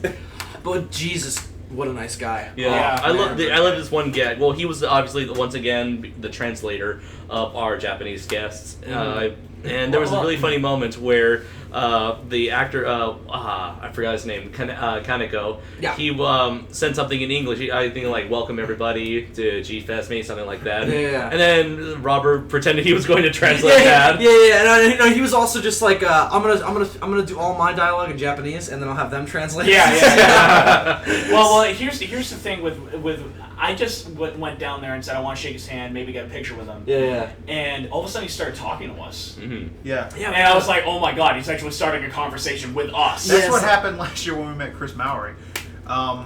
They said that was a longer conversation. Yeah, a little bit longer, but it was no less weun and just like, oh my god, we're It's like, talking. oh my god, he's having a conversation. We're talking. He's having a He's initiating it. He's having a conversation with the SOS and some jackass. He's Yeah. got blonde hair. He's having. Oh no, that might mean he might be banned from G-Fest. Oh yeah, Oh. he associates. They don't want to associate with us. Associate. No, we're He, just fucking around. Not really. You can tell that he lives. Like I forgot that this was the case until he said something. About He lives in Japan. You can tell that he lives in Japan and speaks Japanese 99% of his life because he has like a little bit of an accent. What which the is fuck weird. was that? That was a child. That was a child being murdered. Okay. Really? Let's bring it down just a little bit. I thought just that a was smidge. I thought that was a paradigm. No, they're It's crazy. They're scraping at the door. They're scraping the door. Scraping at the door. And it's really funny. You can tell this guy, he loves what he does at G-Fest. He loves being a part. He's been here 17 years in a row now. Yeah, and he loves being directly involved with the fans. I mean, it looks like even though he only had one part in one movie, it looks like he's very proud of that moment. Oh, he in loves his life. Godzilla. Yeah, He was a big fan of Godzilla before he became M11. Yeah. Mhm. And that's why he did the freaking role. Right. Yeah, and another thing I probably should mention that he's also a very creative guy too, because I've been watching, because I am friends actually with Scott Field on Facebook, and I've been seeing a bunch of stuff that he's been posting about the ideas of his own original kaiju. For example, he has a kaiju on he's creating called Polaris, which I asked him about while we were talking to him. Wonderful. And I want to see that film happen. I really We'll want be to see seeing our lawyers. Yeah. receive our lawyers. hey, it's not like we're using it, but yeah. No, but as no. you know, What's his we business? Yeah, what are you including? Get out of here. I'm talking about me. I'm talking about me and my lawyers, not you barged in guys. here. We're talking about our lawyers. You for our fucking giant scraped at the door. You scraped at the door. Yeah, what the fuck you gonna do about We're it? gonna get fucking Saul Goodman on his ass. Yeah, Fucking- but yeah, there's that, and there's the whole Jet Jaguar versus M11 thing. Which apparently is just going to be a 3-minute short because they filmed it in like 1 day or 1 week. 1 week. 1 week. Yeah. 1 week, yeah, and it was hopefully going to be something that could maybe lead to something bigger. Yeah. Yeah, they're gonna show that at the Big in Japan panel, right? I believe so, yeah. Yeah. As long as it's not conflicting with He anything said he else. was either I'm gonna gonna show go it there. at that or something else. Yeah. You I know. couldn't tell. I'm tracking that man wherever he goes because I want to see that. Like I said, You you know. can tell that he lives in Japan because he's a little bit of like a residual accent. Yeah, he does have a little bit of where a. he doesn't speak English that often Or he doesn't anymore. speak that English that much. He has a He has a little bit of a Japanese accent. He Yeah. does a little bit. Yeah. But he speaks, perfect English. Oh, so- Well, yeah. yeah, that's exactly what happened. It's like, for example, me living in New York for so long, my New Hampshire accent started going away. But then I noticed it coming back right when I went back to New Hampshire. I started speaking that in that accent. I started hearing that accent more and more and more again as that baby is crying right outside that window. You're right outside the door. He started saying coffee properly again. Yeah. No, I never went full New York. You never went the full it's coffee? It's still coffee. Yeah. Oh, okay. But to Robert Scottfield, being a guy myself who's also, created some original kaijus, I really do hope for the best with a lot of his ideas. I really do hope it gets him somewhere in the kaiju business. Absolutely. So yeah, super nice guy. I'm thrilled that we finally got to meet him. We got. It's obviously that he's aware of the whole Terminator comparison. Yeah. We Yeah. were making jokes It's about weird the that. silliness of his scenes, and that's Yeah. just great. And we were making some Schwarzenegger. I mentioned that. Hey, you know what? Now that Terminator's back, you two guys, you and Schwarzenegger should have a race. Yeah. Yeah. Well, Him and the You G1000. You'd hear the Terminator theme going as they're running. Yeah, exactly. Well, the thing that I think we've kind of made clear before, but that I really love about this convention is everybody is just so friendly and self-aware about everything about the Kaiju. Nobody is no kind of pretending like... Yeah, and nobody's above nor beneath. No, nobody's above or genre. beneath it. The guests are all just like, everybody's aware of both the quality and the hilarity of the things that about this genre. It's really kind of... Yeah, like that. I love that. Is that everybody here embraces the stupidity of a lot of this stuff, but yet also loves the dark stuff. Yeah, it's like everybody knows the original Gojira is a masterpiece, and everybody knows that say interesting- Godzilla vs. Mechagodzilla is a campy romp. Is a campy, amazing that film. statement Yes. that Adam just made serves as a good segue into a certain film. All right, yeah, let's get into Wasn't this. this So the whole purpose of this? It was. Yeah, well, I figured it was when I was Okay, I'll say for you. Thanks. We recently, all of us here, got the chance, after the blue panel that we had with Robert Scottfield, Tezuka, and Kaneko, they showed the 30-minute film directed by you guys, Baker. good friends. Not me, because I don't really know him that well, but I want to. Jacob Baker. Jacob Baker, the Kaiju Maker, his AKA directorial debut. AKA Atomic Stick Figure. It's a shame he couldn't be here. Jacob, man, if Yeah. you're listening, Great guy. we're missing you, man. But you're here in spirit. The panel's not the same without you. Don't worry, we cheered you on while we were watching the movie. He's- especially Adam. He's still Yes, that's- he's still represented by Oh our my title God, when his card. name popped up in the credits, we're like, Jacob Baker! We were cheering. Yeah. Yeah, I made sure I cheered extra loud just Yeah. because I was like, oh, And the guys right behind us were going, what the fuck is wrong with you And then guys? Billy DeBose, his name pops up, I'm like, yeah, DeBose! yeah. And the Yeah. boss. The Bose. Boosh! Yeah, the so boss. we did promise Jacob we would talk about the film after we got the chance to see it, so that's Yeah. what we're going to do now. Alright. So we knew quite a bit about it prior to seeing it because Yeah, we talked about it to him last year. Right, we saw the costumes, we saw the set I was a little itself. fuzzy on the details, though, so as I was watching the movie, I was like, that's what that is. Yeah, Like, yeah. And also we talked about it when we did the interview Yeah. for SOS interview last year. We finally got to see it. So what did everybody think? I think it's the first actual movie they made with GFantis in outside they Battle Royale. made two fake trailers. Oh, which, okay. Yeah, there with was GFantis. there was one that played early this morning. It was basically a parody of Terror. No, it was a parody of Godzilla vs. Mechagodzilla. Yeah, they built like a 1974. Mecha G-Fantis. GFantis. Oh, There's that was really cool. There's what's it called? Usagi, which was this King Caesar bunny samurai Yes. monster. Yes, I saw that. Was So hilarious. it's basically Usagi Yojimbo from Ninja Turtles. Kind of, yeah. Except not. Yeah. And then there was Not. the second one was kind of a straight up Godzilla versus Megaguirus Mothra starter monster. That puppet used for the creature that GFantis fought. That's a creature that was portrayed in Battle Royale. Which, speaking of which... Oh, okay. Yeah, speaking of which, some people could say that G-Fantis' first real debut was in Battle Royale, but I don't count that because that was more of a Godzilla film, not really his own solo series. DeathGame would count more as his own solo film. No, it's the only thing I've seen It from. was like, what, 15 minutes or something? It was about 25 minutes maybe. I thought it was like half an hour. No, I don't think it was a full half I hour. thought it was an hour and 45 minutes. I was thinking that too! I thought it was a 3-hour epic. Directed by Peter Jackson. They're the guys who directed Aragon. Yeah. Yeah, which I Did you unfortunately... watch that the other day? Yes, Why? I did. Why did you put yourself through Aragon? Okay, here's the thing. I'm a big fan of the book, though to be fair, I need to reread it to see how it holds up today.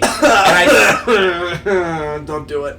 Doesn't hold up too well. don't ruin my childhood, Bill. I'll kick you in the nuts. I'm sorry, But- bro. But the movie, I said to myself, you know what? I got nothing else to do. Tomorrow's G-Fest, and I might as well just watch something to kill some time. Boy, That movie. that movie. That movie's not good. So DeathGame.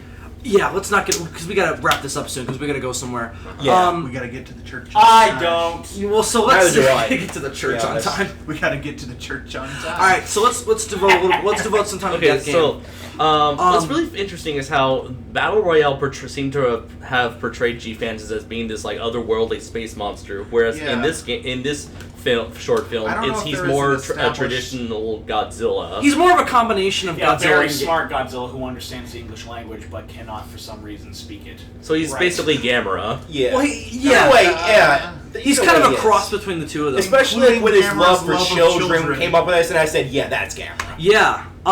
So let's just start off with kind of the big thing that I noticed. A lot of the special effects were really, really good. Yeah, the suits, of course, Even look the amazing. Yeah, even the CG wasn't that bad. The either. CG was I was great. shocked at how good the CGI was. Yeah, my favorite actually was the scene where the ship was flying towards the island. Yeah. And I was thinking, you had the wow, that's island. actually really good. The ship itself, the island, the water, the sky, everything worked. That was Billy DeVos. Yeah, all the CG landscapes looked really good. There was that opening shot of GFantis in the rain on the island. That looked amazing. I was like, am I watching like a mainstream Hollywood movie? My thing with the CGI, I wish they used more of it because that set was awful. Well, Yes, yeah. it was. Well, to Yeah. be It was fair, a very it was limited in the Dojo Studios. well, yeah, so I'm it not gonna give them too much crap. It's a tiny set with the rug obviously exposed on the floor. All the seams you could see. Yeah, and to be fair, Battle Royale did the exact same Yeah, but Battle thing. Royale did it very limited, and Here's my biggest That's problem true. with the set. It's the sky.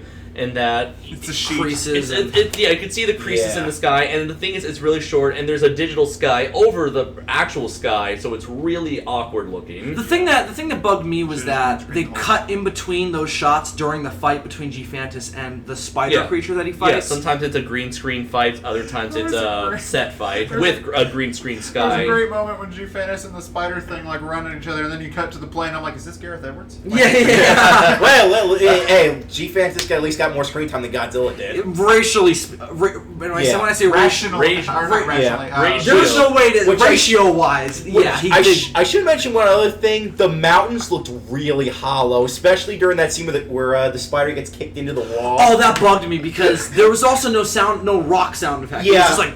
It was Yeah. just like he hit like a mat. Like Yeah. you know when you're in gym class and you like run into the mats on the side of the wall. Yeah. It kind of sounded like that. Yeah. Though I was thinking like the sound effect you would probably hear a bing sound like you hear in a cartoon. Yeah, exactly. Yeah, I mean, listen, it's kind of hard to complain about all this stuff though because it's like they've taken years to put this together. We're obviously way overanalyzing this. Yeah. 20-minute long fun little thing. Also, Jacob told us to be brutally honest, so Oh, that's true. Okay, so let's really. no. We are being brutally honest. Yeah. The miniatures were definitely the weakest link in the special effects. The stuff at night in the flashback looked pretty good. I was glad to finally see that Yeah. city being destroyed. Yeah. That set that we saw last year. You saw we saw. Now I know. Was it J.D. Lee's who was playing the? He played G-Fantis. He played G-Fantis. I know that Mushroom Godzilla hybrid monster. That was Jacob, right? That was definitely Jacob. that was definitely Jacob. And Jacob actually told me because I didn't know as much about. Oh, that was J.D. Lee's playing G-Fantis? Yeah. That was him that did that Yeah, but backbreaker Jacob move Baker to that built the fucking suit. baby. Yeah. all the suits were Jacob. Yeah, which is funny And- I mentioned because when I was at G-Fest today, I thought it was Jacob in that suit, but when I found out it was J.D. Lee, I was like, oh. But damn. here's the thing. No offense to J.D. Lee. Jacob Baker on my new episode of Creature Feature Double Feature, which do watch it. It's actually it's a hilarious episode. He was inspired by both Matango and mainly Gilala because he's like, I wanted to make a suit like Gilala really bad, and I was like, this is great. And as soon as that suit popped up, I'm like, that's it. And that suit was a refurbished Hyper Godzilla suit. Yeah, you can tell Yeah. the legs. You can tell that it's No, Hyper the legs, Godzilla the suit. spine. I was just glad to find Yeah. out why there was like a spider thing on the floor. Yeah, when we were in the studio last year, I was like, Yeah, "What is yeah. that for?" And then we watched the movie, and we're like, "It's the fucking villain." He's the main villain of the story, and I loved him because He was obviously, and I'm going to be, again, to be brutally honest, he was the best actor in that movie. Yeah, the acting wasn't terrible though. It was straight out of a suit. I wouldn't That disagree. was Look pretty at the fucking bad. human characters. Those two guys. The two guys who Yeah. were playing weren't great, but They are too wild and Though, crazy guys. though, to be honest, I think maybe it was intentional because remember how No, we had the cocky. no. You look at those guys, that's just their natural, I'm trying to act. They do, however. Well, have the no, ability to but fix more a in the plane way of the really fucking Caucasian quick. Don't worry about actors that you see in if you ever watch the English sub of any of the original Godzilla films, you'll notice that the Caucasian actors are very bad. Oh, they're always terrible. Yeah, like I don't know why. I kind of think that maybe it's a send off to that. No. No, I don't think it After was. looking at the acting in Godzilla Battle Royale, I'm gonna have to Blows say this is out of the well, water. this well, is to be gonna fair- be this is par for the course. Yeah, it's just these people obviously aren't actors. They're not No. trained in that. No. They don't really know how to kind of deliver for a camera. So again, you can't really blame them. They're doing this out of love and appreciation for the genre. And again, I thought they were fine before that. I kept looking over at Dylan, and he laughed. Thank God, because every time they go to the cockpit scene of there, I would whisper to him, "We are flying." We're in space. I thought they delivered their lines fine, given who they were and what they were in, and I just thought that plane set was terrible. Oh my God, that was clearly like the back Can room. we talk about this fucking plane? The biggest plot hole in the history. Oh yeah, go ahead. So the fucking plane explodes and crashes in the ground. Somehow they survived this. Yeah, I know. And I was like, I looked over at Dylan. And I was like, how the fuck did that? I have a question. How did that plane up in the air? And Dylan like looks at the screen, looks back at me. He's like, that's a good fucking Yeah, because question. like 2 scenes later, after the fucking plane crashes into the ground, they're back in the air, and there was no way they fixed that fucking thing. Like the wings were gone. Like, and yeah, shit. Scotty is good, but he's not that good. No. Well, then And again, Maggie and Scotty. okay, my only answer to that is they probably quickly rebuilt it, because if you remember that scene in Gamma 3... Yeah, but it blew up. No, like, let me finish. So you glue it together? Well, no, let me finish. Duct Because, like, tape. remember that scene in They have Gamma Lego 3 Revenge building of Iris towers. where Gauss cuts the 100 building, and all of a sudden the next scene you see Gamma blowing it up? I don't remember that. Oh, Yeah, you're right. Yeah, you're Yeah, right. I'm thinking what they probably did was probably instantly rebuilt it. Like as I seen that scene in Gamma 3, and I just kept on thinking to myself, this is Japan in a kaiju film. They probably rebuilt it in just less than a second. That's because Okay, that's how good Japan is at building buildings. yeah, well, maybe it's like these guys. They're Maybe used learn- to it. Yeah, maybe they learn from them. All right, so the only logical way to fix a plot hole is to say, obviously they have magic powers. Magic. There's a problem. a there. wizard did it. A Wizard did it. The Wizard of Oz. It was me. I was there. What did you guys think of the story?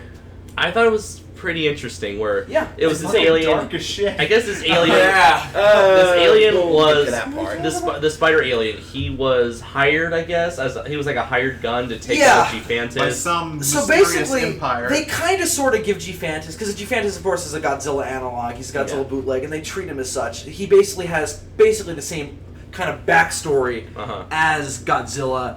He's a monster. He's fought all these alien races. He's saved the world a bunch of times. He's supposedly the biggest, baddest motherfucker on the yeah, planet. he's the king of the monsters. There's like a. He lives on an island run by the military. Yeah, there's and like a everything. version of Monster Island in this movie that has like Yeah. a force field around it. Yeah, it's exactly like Monster Island. He gets set free by these aliens who want to get revenge against him for as many times as they've defeated him.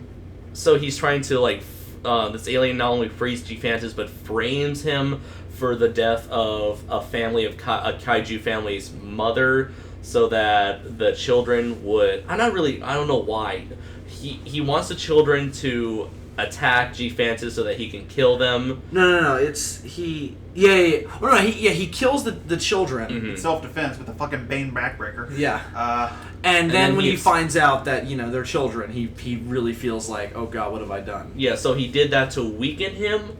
Which doesn't make No, that was not what happened. It was like in fucking DBZ when Cell wants to make Gohan mad so that he'll fight him at like his full potential. Oh, he wants right, him to fight. because he has kind of a DBZ thing where he wants to fight G-Fantis. Rather it's more of a. Oh yeah, so and I guess G-Fantis works like the Hulk in this film, where the more angrier he gets, the stronger he becomes. Yeah, and he also has a little bit of Gamera in him that I guess it kind of feels like he gets defeated in the first part of the fight, and then he comes back better because he knows the monster now. We never not get to that mention the moment. line that the villain basically said, and he said, "Your weakness is that your love for humans and children." Yeah, exactly. That really said to Gamera. me. Yeah, thank you. That's what I that was like Gamera, and knowing Jacob Baker, who openly admits that Showa era anything is his favorite era. Yeah. He loves the campiness. Yeah.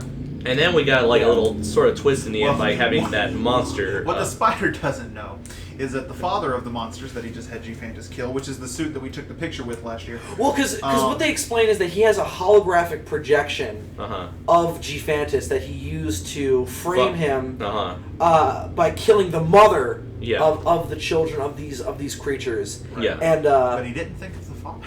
Yeah, I guess he thought that he killed the. I don't know why. He thought the father was dead. Oh, he said the father survived or the father's still alive. Yeah. Yeah. So the father pops back up, and he and G-Fantis fight, and the father just kicks G-Fantis' ass. Yeah, it's really weird how I guess they're a secret species of kaiju because everyone thought that G-Fantis was the biggest, was the most powerful monster. Yet this guy easily overpowers him. It's fucked up because GFantis kills the mother and the children see GFantis. Right, Well, it's not really GFantis. Yeah, it's a hologram. But and so they get angry, and GFantis in his rage kills the children, Yeah. and wipes out an entire race. That's fucked up. Yeah, and then on genocide. top of that, all of a sudden the father walks into a volcano and kills himself. No, Right. he doesn't. Yeah. Does he walk into a volcano or does Yeah, he walked right No, he into it. walks into Oh, a okay. volcano when he kills himself. Once he realizes that the G-Fantis... Spoilers, by the way. Once he realizes, because obviously he's very intelligent like G-Fantis is, he realizes that the hologram that killed his wife and children... That's what it Or was. that okay. killed the wife, at least, was not actually G-Fantis. Mm-hmm. He decides to let G-Fantis live, and then goes off and kills Yeah. himself because he's depressed. Yeah. Well, all the monsters in this have basically human level intelligence. Mhm. That's kind of sad. Which, again, it's a big reference to the Showa series. I thought that was cool. It reminded me of the end of Rodan. Mm-hmm. Oh yeah, good point. I didn't Except think that of they that. didn't go in willingly.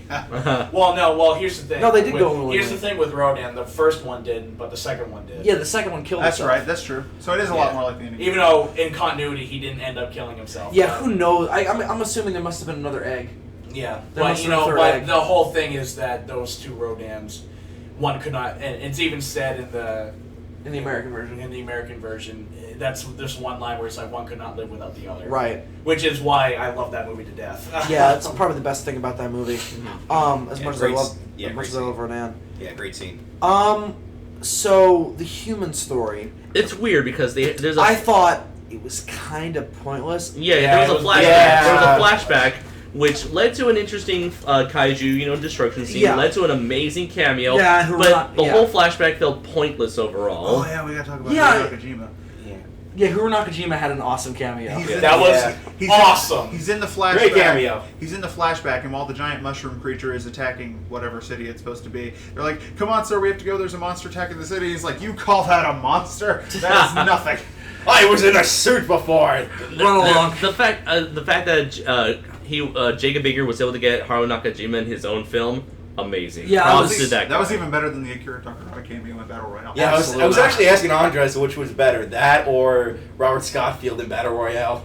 Oh, it's hard. I gotta give it to Hiro Nakajima. Yeah. Yeah, I love Scott Scott Yeah. Pilgrim. Well, he had lines. He had actual lines. Yeah. Well, He didn't tell you. Scottfield kind of did, but Well, but it was very well, I don't know. The cameo of Akira Takarada in Battle Royale. That was also was pretty pretty awesome. awesome. Hello, I am because- God. But I Here's still- the flashlight but I of still ultimate think power. that- Yeah. Fast Drive But- Ultimate Power, I yeah. still I think just that love fucking Scottfield's Godzilla line in the is movie where he goes, something other "Who's ready for Red Lobster tonight?" Yeah, And then yeah. all of a sudden he just goes, "Yeah!" I was was like, great. "Yes!" Because obviously, when you're in the Godzilla suit, you don't speak English, and so you can't, or Japanese or whatever language it may be, so you can't like directly insult the other monsters. Right. This way, fucking Godzilla Yeah, just he- called that other monster a fucking pussy. Yeah. He finally got to. It was totally unleash treated himself. like a Stan Lee, a Stan Lee. Oh yeah, absolutely. pretty much. a Pretty much a was. Stan Lee cameo. Yeah, it's and like- I was like, this is fantastic. Yeah, it's like his cameo in the Avengers, where he's like, "Superheroes in New York, give me a break."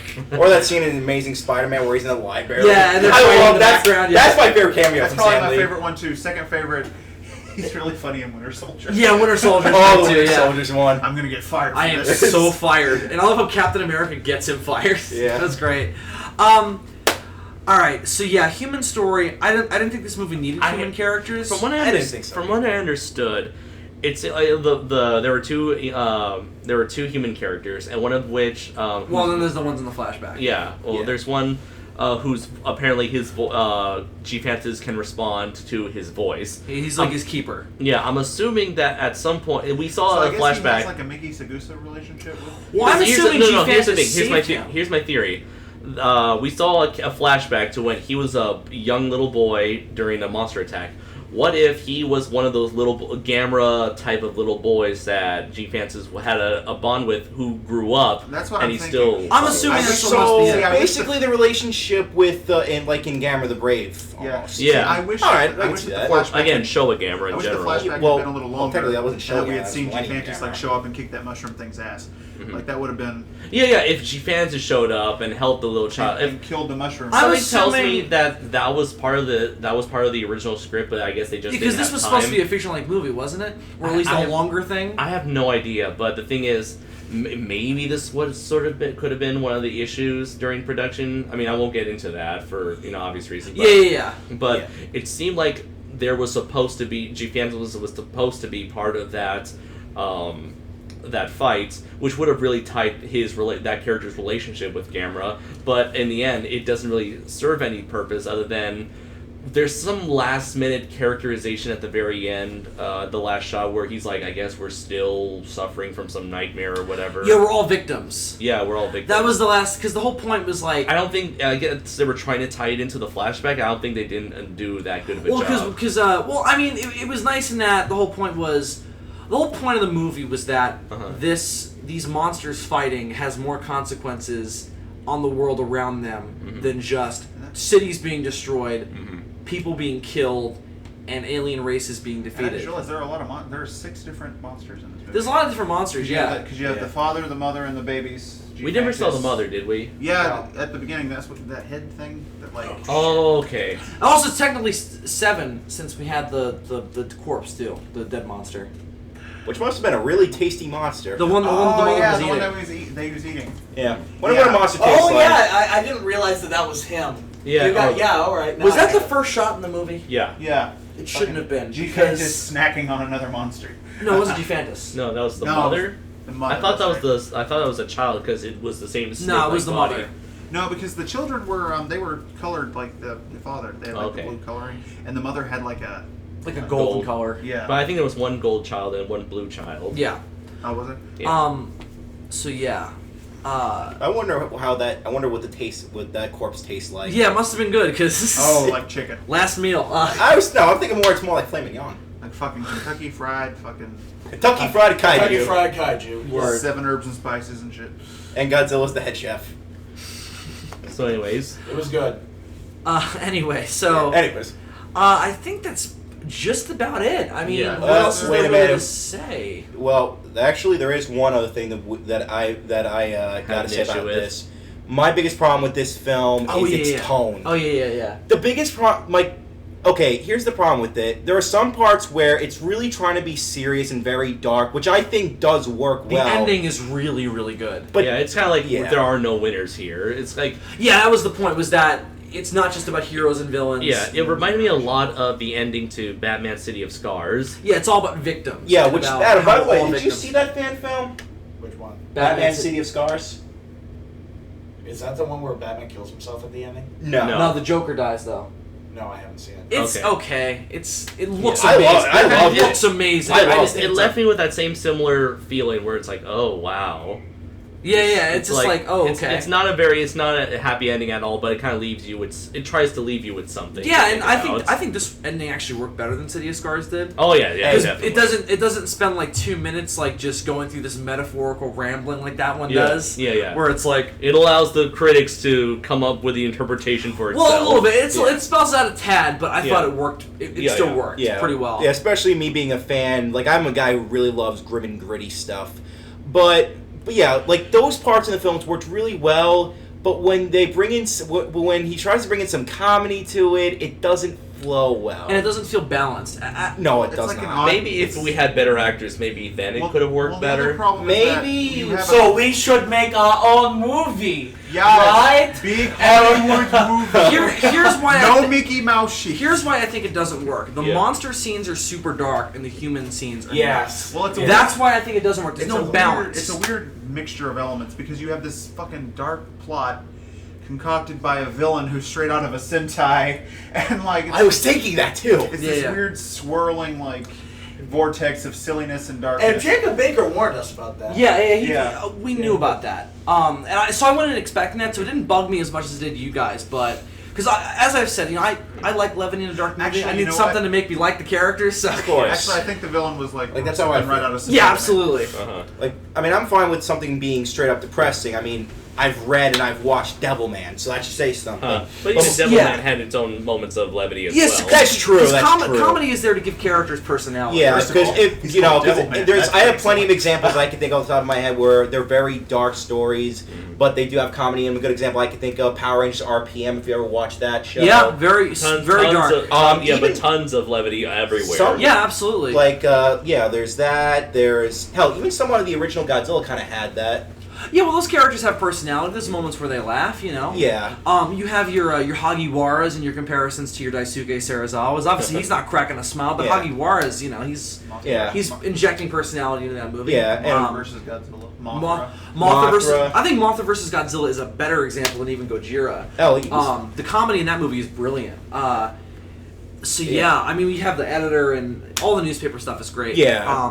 And you got the very slimy villains who have tons of personality. Yeah, those guys are dicks. Those guys are great, though. I love them. Yeah. They're one of the best things about them. Kenji Sahara just chews the hell out of the scenery, and I love it. And Battle for Earth can be unintentionally hilarious. What's happening to our planet? The only thing I liked about that movie was the over-the-top acting by John Travolta. That's it. And Godzilla and Mothra. Oh, no, I thought, you said Battlefield Earth. No, Battle for Earth. Oh, Battle for Earth. Godzilla movie? I thought you said Battlefield You Earth. just fucked with my head. So giant robot. There's a giant that's so monster. weird. Oh, God. That's so weird. Oh, God, I just have a vision. Weird man. Wait. Weird man, yes. I just have a vision in my head of Toro riding Spell Godzilla his name. to battle the hero against Mothra. So I guess we should I was conquering. I was dancing and Saturday Night Fever. I was dancing in Saturday Night Fever. I was being weird, man. Weird. Okay, While I you were guess still we trying should- to spell your name! I guess it's time to wrap things Yeah, up. we gotta Let's wrap because we gotta go somewhere. We gotta Yeah. go to church on Sunday. Well, these three do. Me and Yeah. Adam, You whatever gotta- the As fuck we've we already are. established. Yeah, you guys can hang out, eat dinner, do a video, fuck, whatever you want to do. I don't care. Yeah, you guys are Fuck. Andrew, what would have been hilarious is I if got an invisible dagger. I'm not afraid to use He it. pulled out his gun. what would have been great is you would have turned around, he just winks at you. Alright. I got my door! I got my door. Alright, so let's wrap this up. Spray bad. I'm not sure Spray what they're bad. planning on doing with G-Fantis in terms of releasing it. I'm sure they're going to put it on YouTube and Yeah, Facebook and stuff. most likely. So if so, definitely give it a watch. If for Definitely, yeah. nothing else in the special effects. Oh, Jacob and Billy and everybody did a great And the job with ending. the special Yeah, effects. yeah. And the story, I think, is really, really strong. Aside from the complaints that we had, I think it worked for me. Yeah. I think if you know the kaiju genre, I think if you don't know the kaiju genre, watch What? some. Then Watch why some are stuff. you watching a fan film about a monster that's named after G-Fan magazine and is basically Titanosaurus with a different head? If you know Godzilla and you know the kaiju genre, I think you're gonna you can't walk away hating it because it's got a lot of great references and Hiro Nakajima's cameo and it's brilliant in that respect as well. So Jacob, well done. Billy DeBose, well done. Everybody who worked on the film, well done. It's really, really strong. I really enjoyed it. So everybody recommend it? Yeah, I'd definitely say give it a watch. Yeah, despite my feelings for the uneven tone a little bit and the human characters, admittedly, I would still recommend it. I'm gonna recommend it because I love Jacob Baker. And Yeah. being completely honest, it's the only reason why. To be honest, like, Sorry, continue. I mean, it's wicked flawed. It didn't know what it. To me, it felt like it didn't know what it wanted to do. Yeah, it felt like it was had a little bit of an identity crisis. Yeah, And- same and problem I for had that with the reason, guy. Same I'm problem like- with the first Guyver film. I'm like, yeah, watch it for Jacob Baker in the suits. That's it. And again, I think the story has its moments, and I think that the fighting is pretty good as well. The choreography. If this movie had a better polished script, it had the potential of being amazing. I think so as well. Aside from the miniatures, it could have been really, really especially good. the miniatures. So yeah, I think that's gonna do it for this first actual video from G-Fest itself. We got a couple others we're gonna do. We're gonna try and do the commentary at some point this weekend. The last video we're gonna do from this is probably gonna be a the road back home. Yeah, we might do something. The road back home is going to consist of this. Yeah, we'll see what happens on the road trip back, and we might do a Hey, podcast then. Remember that scene from what's it called, National Lampoon's Vacation, where everyone was asleep in the car, even the driver himself? Yeah. That's what's gonna happen. Yeah, exactly. So yeah, look out for the last video we're gonna do from the con itself. We're gonna do a video where we show off all the stuff we bought, just like we did last year. We'll do a final vlog, and I think that'll be it. So that's it for this part of the road trip to G-Fest 22. I'd like to thank Andrew for guesting on this one. Thanks for coming on, man. No problem, guys, and hope maybe I could be in more videos with you guys. Oh, absolutely, definitely. And potential Don't count on crossovers. it. Potential crossovers. Hey, that's the guy who was in my Sonic review. Yeah, I'm only kidding. You And know be sure to that. subscribe to this kid because he's fucking great. Andres is like, I've been the new guy for 2 Tell me- years, and tell I me will your channel remain the again? new guy. Yeah. Okay, for those of you who are probably watching this on Bill's channel right now, be sure to subscribe to Blue Eyes channel. I am As opposed to some other channel that this is being hosted on. Yeah, as opposed to it. But yeah, I'm in recently doing a whole marathon of Jaws ripoffs, and Bill's kind of pissed at me because he was going to do Jaws, but I kind of took it. You know, I didn't. The thunder away from him. Yeah. Well, I'm still definitely going to review the book soon, but Yeah, you can do that. I mean, like I said, I'm doing just ripoffs. Well, I didn't ask for your permission. No, I'm kidding. Yeah, no, did you ask my permission? Like, who are you I'll me? I'll fucking do the book. Yeah, and just to make sure, in case Andres, probably forgot, but check out me and Andres' crossover commentary that we did on our thoughts on the Sonic the Hedgehog movie, which we are probably sure will come out sooner or later. And yeah, that's pretty much it. All right. So until next time, I'm Bill Worcester, aka Zazubaar.